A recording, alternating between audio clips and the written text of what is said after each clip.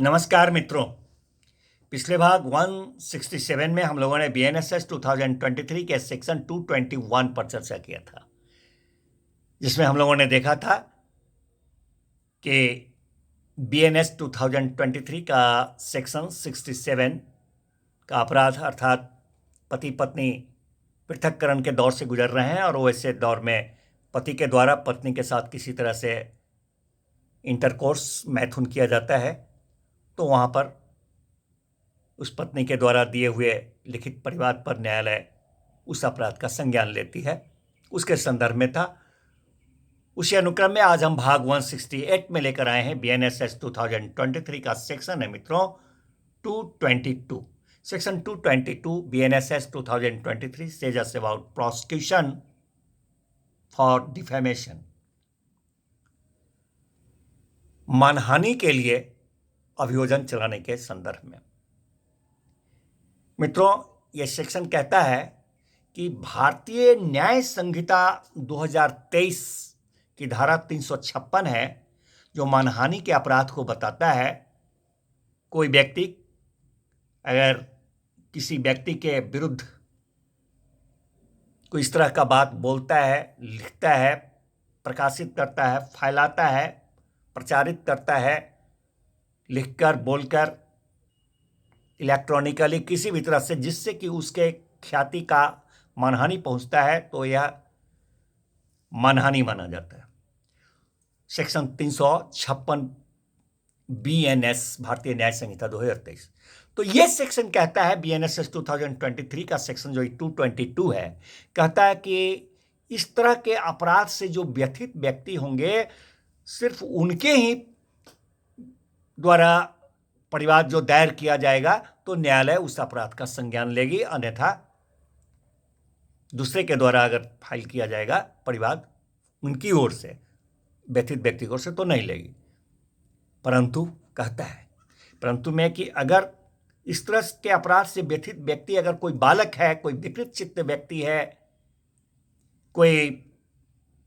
बौद्धिक रूप से दिव्यांग है, कोई रोगी है, अंग शैथिल्य है, या कोई ऐसी महिला है जो स्थानीय रूढ़ि रिवाज की वजह से सभी लोगों के सामने लाने से विवश नहीं की जा सकती, सभी लोगों के सामने वह नहीं लाई जा सकती है, तो ऐसे स्थिति में ऐसे में से किसी की भी ओर से कोई अन्य व्यक्ति न्यायालय से परमिशन लेकर के, इजाजत लेकर के, वैसे व्यक्ति की ओर से परिवाद दायर कर सकते हैं, जिसमें कि उस संबंधित अपराध के गठन के लिए सारे तथ्य वर्णित हों। कहता है मित्रों ये सेक्शन कि इस संहिता में किसी बात के होते हुए भी इस मानहानि का अपराध जो है, वह अगर भारत के राष्ट्रपति हैं, अथवा उपराष्ट्रपति हैं, अथवा राज्य के राज्यपाल हैं, अथवा किसी संघ राज्य क्षेत्र के प्रशासक हैं, संघ या किसी राज्य के या किसी संघ राज्य क्षेत्र के मंत्री हैं, या संघ या किसी राज्य के कार्यकलापों के संबंध में नियोजित अन्य लोक सेवक हैं या होते हुए कहा जाए, अगर इन पर लांछना लगाया जाता है, मानहानि की जाती है कि इन्होंने जो है ऐसा होते हुए लोक कृत्यों के निर्वहन में, उनके आचरण के संबंध में उनके विरुद्ध कोई मानहानि ऐसा की जाती है कि इस तरह के होते हुए उन्होंने लोक कृत्यों के संबंध में कुछ इस तरह का कार्य किया है, तो वहाँ पर जो इनकी मानहानि होती है, तो ऐसे बात का जो संज्ञान है वह लोक अभियोजक महोदय के द्वारा कथित घटना से 6 महीने के अंदर मंजूरी लेकर अगर दायर किया जाता है सेशन कोर्ट में परिवाद, जिस परिवाद में ऐसे सारे तथ्य वर्णित होंगे जो अपराध को गठित करते हैं, तो वहां पर न्यायालय जो है, सेशन न्यायालय, बगैर मामला सुपुर्द हुए, विदाउट कमिटमेंट, उस अपराध का संज्ञान ले लेती है। जी,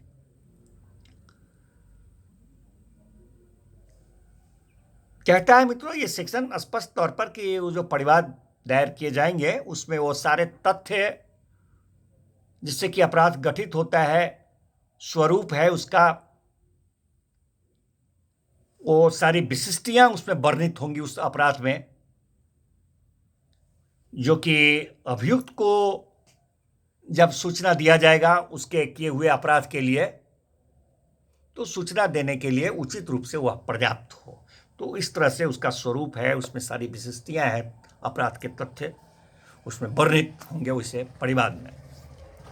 तो मित्रों ये सेक्शन कहता है कि पीपी साहब को पूर्व मंजूरी लेकर के ही इस तरह का परिवाद दायर करेंगे, अन्यथा नहीं करेंगे। कहता है मित्रों यह सेक्शन कि यदि ये मानहानि का अपराध जो है वह राज्य के राज्यपाल हैं अथवा राज्य सरकार के मंत्री हैं अथवा रहे हैं, या फिर किसी राज्य के कार्यकलापों के संबंध में नियोजित कोई अन्य लोक सेवक हैं, तो इन लोगों